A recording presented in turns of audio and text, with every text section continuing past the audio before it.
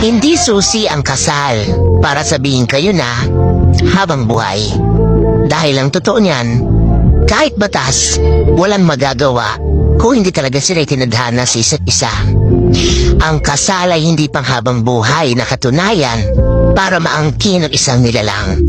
Ito'y isang papel na nagbibigay ng karapatan sa mga taong nagmamahalan na kadalasan sa una lang nararamdaman at kalaunan nauuwi rin sa hiwalayan. Dalalang hindi pagkakaunawaan. Hindi porket kinasal ka sa isang tao, habang buhay mo nang makakasama ito.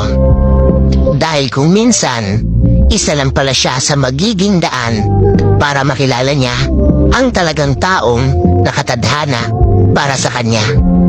Kinikilala man ng Diyos at batas ang bisa ng kasal, pero iba pa rin ang bisa ng tunay na mamahalan at tinadhana.